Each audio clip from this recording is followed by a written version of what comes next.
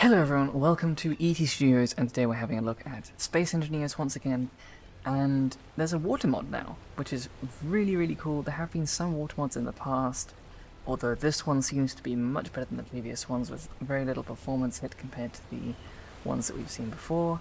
And what I have here is the Aurora exploratory vessel, which is on the workshop as well, and of course I'll be linking the mod for both the ship here and the water mod itself in the description below.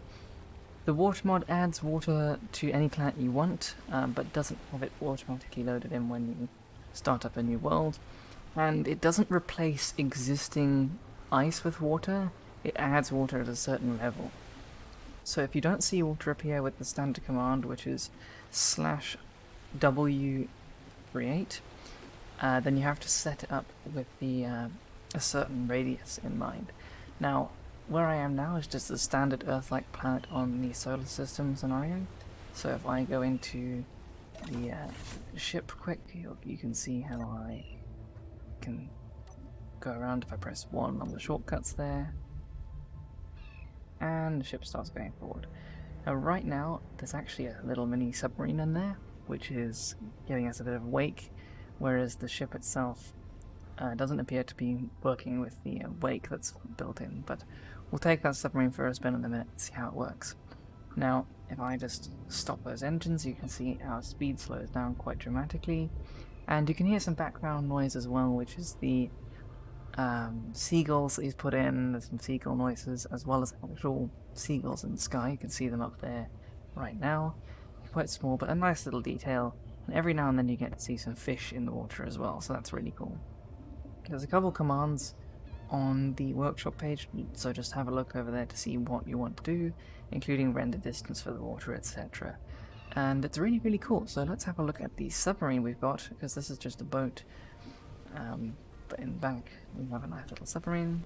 Okay, cool. So there we have it, little mini submarine. I've already taken this for a spin, so I'll show you guys some footage of that, because it really does take a while to get down to the lower levels.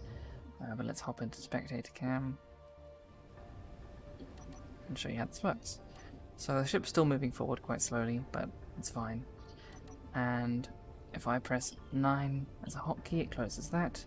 Press P and it releases us, and now we're just floating in the water. Now before the ship catches up to us too quickly, although I'm kind of moving with it at the moment, we can press 1. Oh wait, no, we can't. We go on to the second page and press 1, which engages those little thrusters and starts bringing the submarine down. And if I reverse us, just make sure we don't hit the ship, that's fine. So there we go. The ship is now floating away from us, and the submarine is going down. So if we disable those engines now, we'll immediately start floating up, because the submarine is more buoyant than well, it is buoyant enough to want to float, so we need those engines to start bringing us down, which is kind of how real submarines work. They need to still have the ability to come back up to the surface once they've gone down. So let's just head over in that direction. I'll use spectator to follow it. And this is a really cool looking submarine. I think the designer of this really did a good job. And we've got some spotlights and things as well that can rotate on hinges, and we can explore underwater. Now it does take a really long time to get down to the depths, which at the moment is just the previous scenery, so let's go back into F9, spins around before we hit the edge. Oh, we did hit the edge, that's unfortunate. Anyway, so now that we're here, let's spin us around. And we can use the spotlight controls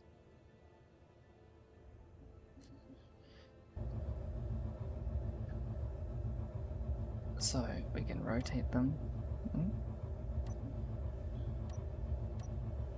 like that. The hinges just with override. Now it really wants to go forward because the engines are at the back, so it kind of pushes us down and up at the same time. tilts us like that. So it isn't amazing maneuvering, but I think it's pretty cool because as you go down, you head forward as well. So that's quite handy.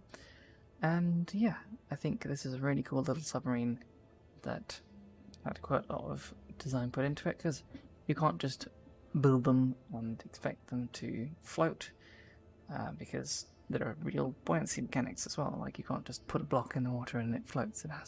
It'll sink. And I'll demonstrate that now. In fact, we can leave that going down. We can follow it later. See how far it gets. But if I just grab a block, there we go. It'll sink, and it'll sink really fast as well. So this submarine has a lot of open space inside it, which means it wants to float. But yeah, this water mod looks really great, and I'm sure there'll be some planets that'll be made specifically for this mod. Oh, there's one of the fish.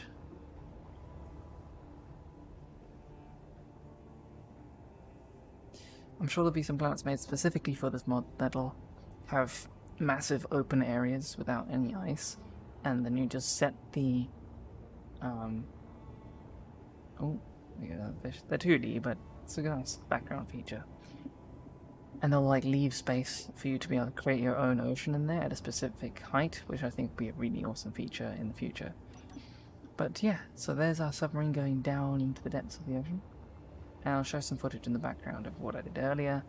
But it's a really awesome mod, and I hope that it gets a lot of use and a lot of traction, because I think this could be a really great feature to play around with on dedicated servers, etc. Because even though it's a water mod, we're still running well over 100 FPS on the 980 Ti, and sim speed is 1.0, so it's really not a performance hit at all. So yeah, I'll show you what it is like to create one of these oceans on a different planet quickly. So as you can see, it doesn't work amazing when it comes to zooming out and looking at it, but I think there's some settings to change the render distance for the water. But essentially what it does is create an ocean underneath the surface at a specific height, and then you are only able to access that ocean when the ground height gets below it. So that's where we've got the ocean here, and if we go down to the bottom, it really does look quite cool. Obviously, because this is just a stock planet, there were trees and things down here, but if people make them specifically for them, there won't be.